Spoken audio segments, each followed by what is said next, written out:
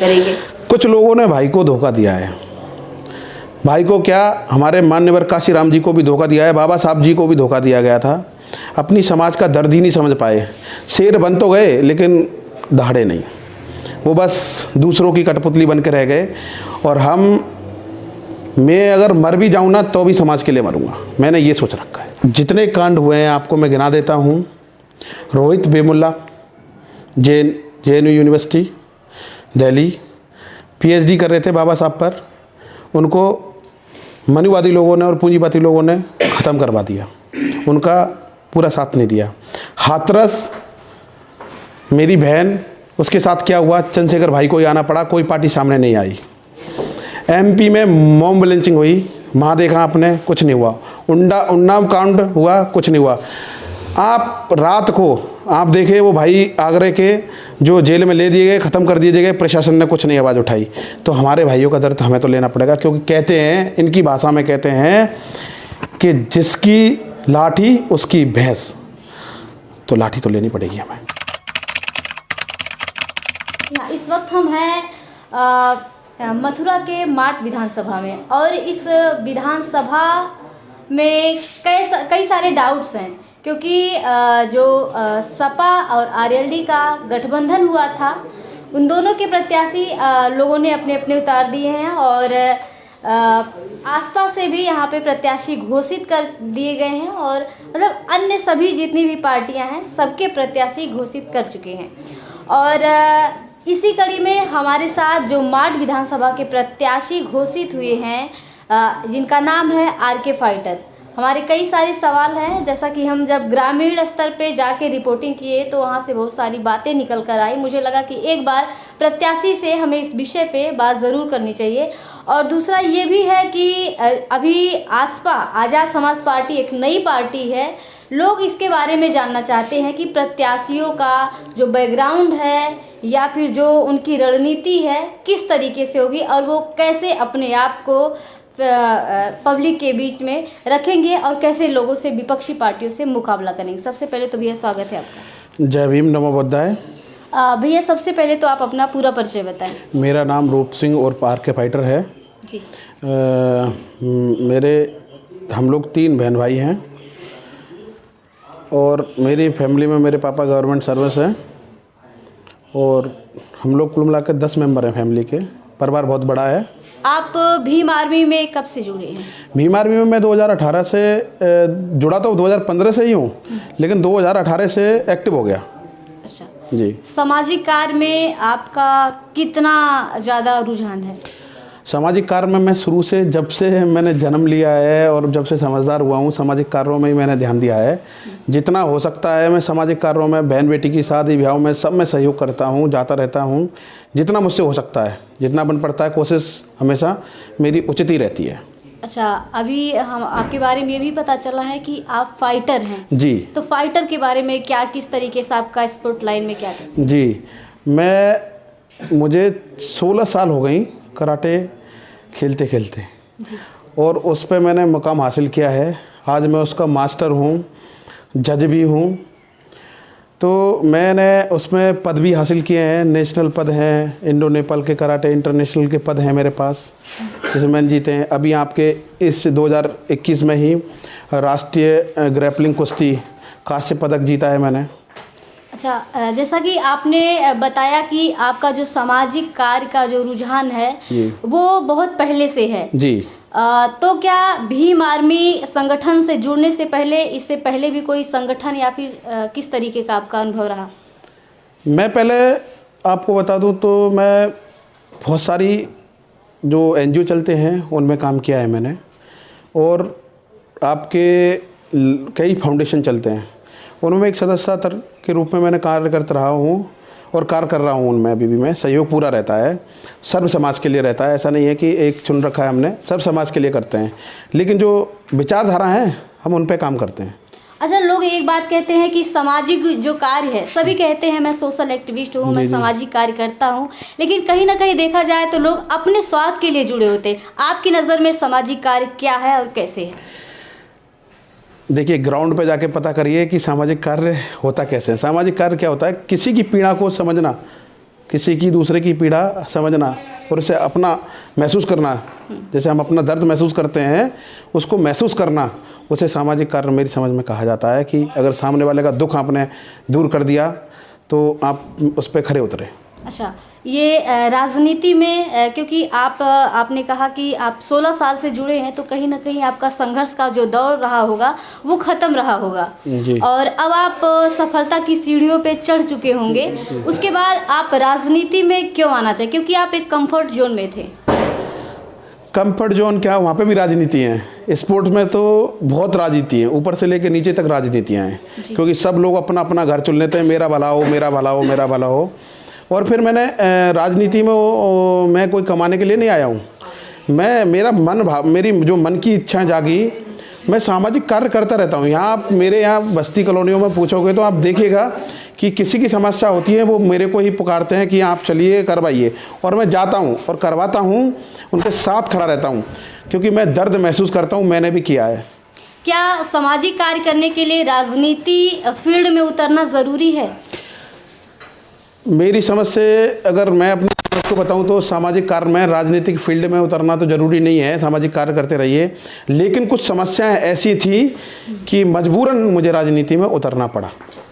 अच्छा, तो अभी आपको प्रत्याशी घोषित कर दिया गया है। जी। जैसे अन्य पार्टियों जो विपक्षी पार्टियां हैं जोरों से तैयारी पे लगे हैं। जी जी लगे हैं, मतलब अभी तो रैलियां नहीं हो रही हैं, लेकिन वो कर चुके हैं। जी, और आज़ाद समाज पार्टी ये बड़ी जल्दबाजी में राजनीति में फैसला ली कि मुझे अकेले चुनाव लड़ना है। जी, जब उनकी बात गठबंधन में ना बनी, तो अब आप लोग की रणनीति क्या होगी? किस स्तर से आप लोग काम करेंगे? कुछ लोगों ने भाई को धोखा दिया है। भाई को क्या, हमारे माननीय काशी राम जी को भी धोखा दिया है, बाबा साहब जी को भी धोखा दिया गया था। अपनी समाज का दर्द ही नहीं समझ पाए। शेर बन तो गए लेकिन दहाड़े नहीं, वो बस दूसरों की कठपुतली बन के रह गए। और मैं अगर मर भी जाऊँ ना तो भी समाज के लिए मरूंगा, मैंने ये सोच रखा है। आपने धोखे की बात कही और कहीं ना कहीं शेखर भाई भी कह रहे हैं कि दलितों के साथ अपमान हुआ है जी। कैसे आप कह सकते हैं धोखा और अपमान कैसे हुआ है? अगर हमारे साथ नहीं होते और हमारी समस्याओं का समाधान होता तो मेरा मानना यह है कि चंद्रशेखर भाई आज़ाद समाज पार्टी नहीं बनाते। धोखा तभी होता जब हम किसी से ज़्यादा उम्मीदें कर लेते हैं। जी। जब भीम आर्मी अपना एक मजबूत संगठन था और इसका अपना दायरा भी बहुत अच्छा था, तो फिर ये दूसरे के सहारे पे क्यों चुनाव में उतरना चाहिए? देखिए, पूंजीपति जो लोग हैं, आप देख रहे हैं, पूंजीपति लोग जो हैं और मनुवादी जो लोग हैं, उनकी विचारधाराओं को निरस्त करने के लिए भाई ने कुछ अच्छा सोचा जिस पर लोग खरे नहीं उतर पाए। भाई ने पूरी कोशिश की। अब वो लोग नेता, हमारे लोगों को नेता चाहते कहाँ हैं? हमारे लोग नेता बने ही नहीं। वो लोग ये चाहते हैं कि ये हमारी आज भी टोकरी उठाएं और हमारी भैंसों को नहलाएं, और हम ये चाहते हैं कि आप अपना काम करिए और हमें अपना काम करने दीजिए, और हम भी अपना काम ऐसा करेंगे कि उनके मुंह पर तमाचा मारेंगे इस चीज़ को लेकर के। किस तरीके से काम कर पाएंगे? देखिए, हम बताएं आपको, देखिए, आप रोज़गार बेरोज़गार जो लोग घूम रहे हैं उन पे काम होगा। सबसे पहले आप देखिए, हमको नींव मजबूत करनी है। ये तो जैसे कि आपने कही ना, रोज़गार बेरोज़गार की जो बात है, ये तो तब होगा संभव ना जब हम सत्ता में आएंगे। लेकिन सत्ता में आने के लिए किस तरीके की तैयारी है आप लोगों की? हम सत्ता में तो आएंगे ही, सत्ता में ना आए तो भी नींव हिलाएंगे, क्योंकि आपने संगठन के सहारे या फिर पार्टी? नहीं, संगठन के सहारे। भीम आर्मी और पार्टी कोई अलग अलग थोड़ी ना है, दोनों एक हैं। और भीम आर्मी जो है नींव मिलाने के लिए है हमारी। संगठन देखिए क्या है, जो वर्क कर रहा है, सोशल वर्क पूरा है, वो हमारी समाज के लिए कार्य करता है, कार्य कर रहा है, करता रहेगा, आजीवन करेगा, इसमें कोई दोहराई नहीं है। और पार्टी देखिए, अब बताइए आपको, जिसका राज होता है उसकी समस्याएं सुनी जा सकती हैं। हमारी कुछ हद तक तो समस्याएं सुनी जाती हैं। अगर जैसे हमारा कोई ढंग से कोई बालक उतर के आता है या कोई युवा उतर के आता है या कोई बुजुर्ग उतर के आता है तो उसको नज़रबंद कर देते हैं और जेल में डाल देते हैं। जब हमारी पार्टी होगी तो ऐसा नहीं होगा। लोगों का ये भी कहना है कि भीम आर्मी से जुड़ने के बाद बहुत सारे युवाओं का भविष्य खराब हुआ, लोग जेल में चले जाते हैं, उन पे FIR दर्ज हो जाता है, मुकदमा होता है, जिससे उनका भविष्य खराब हो जाता है। तो इस पे आपका क्या कहना है? देखिए, सब मुकदमे फर्जी होते हैं, सब मुकदमे फर्जी, क्योंकि वो तो चुन लेते हैं। जैसे अब मैं मान लीजिए मैं उतरा हूँ तो मैं एक चेहरा बन गया ना, तो मुझ पर तो लगाएंगे, कुछ ना कुछ तो करेंगे ना, तो मेरा भी ठाने लगाओ भाई, मैं बना हूँ तो मैं लगाओ। मैंने तो अब मैं आपसे इतनी बड़ी बात कह दी कि पूरा जीवन समर्पित कर दिया मैंने। कुछ विचारधाराएं मुझे भाई की अच्छी लगी, जो जिन पे भाई खरे उतरे, इसलिए मैंने अपना रुख भाई की तरफ कर दिया और भाई का आशीर्वाद मिला है माठ विधानसभा से, मैं वहाँ से चुनाव लड़ रहा हूँ। आशीर्वाद मिला है ये क्या आपने अपनी बात रखी थी, खुद अप्रोच किए थे, या फिर उधर से आपको ये ऑफर आया कि आप प्रत्याशी इधर के बने? नहीं, हमारी जो टीम है, हमारे यहाँ की जिले की टीम है, मंडल की टीम है, सब लोगों ने बैठ के हमारे बातचीत की कि सही कौन रहेगा, तो इसलिए मेरा नाम वहाँ गया और वहाँ से भाई ने फाइनल कर दिया। आपको किस आधार पे चुना गया? मेरा सोशल वर्क देख करके कि आप अच्छा काम करते हैं, निस्वार्थ काम करते हैं, बिकने वाले में से नहीं हैं कि। चलिए, तो आपने अपने इस माठ विधानसभा में कितना कार्य किया है? मैं 3 महीने से समाज में जा रहा हूँ और घर घर जा कर के मैंने लोगों से बातचीत की हैं, लोगों का आश्वासन मिला है मुझे, और लोगों ने कहा है कि आपके मांगे लोग जो मांग रहे हैं, आपकी डिमांड है और आप उतरिए। लोगों को डिमांड में है आरके फाइटर, और हमारे जो भाई हैं चंद्रशेखर भाई फुल डिमांड में कि हमारे चंद्रशेखर भाई ही सीएम बने, हम ये चाहते हैं। यहाँ के जो आपके माठ विधानसभा के जी 8 बार लगातार विधायक रहे हैं, उनको आप पीछे करने के लिए या फिर उनसे फाइट करने के लिए आपकी रणनीति क्या है? 5 साल की सब विधानसभा होती है, 8 5 40, 8 5 40 साल में मैं कह रहा हूँ एक एक, अगर 40 साल में देने जाना, एक एक आदमी का भला हो सकता था, एक एक आदमी का चुन चुन के। हमें 5 साल दे दीजिए, हम ज़्यादा नहीं मांग रहे, 5 साल, फिर देखिए आप। तो आप ये कहना चाहते हैं कि उनके जब विधायक रहे उनके शासनकाल में किसी का भला नहीं हुआ है? मुझे तो लगता नहीं है, मैंने जो देखा है मुझे महसूस नहीं हुआ, क्योंकि लोग आज वहीं की वहीं हैं। आप बताइए, अपना भला करने से भला होता है क्या?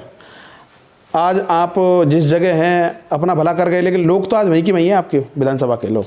चलिए, आखिरी सवाल ये कि आप लोगों से क्या अपील करना चाहेंगे? आपका जो बड़ा मुद्दा होगा क्या होगा लोगों के बीच जाने के बाद? मेरा मुद्दा ये रहेगा कि आप से मेरा विनम्र संदेश है कि आप जितने कांड हुए हैं आपको मैं गिना देता हूँ।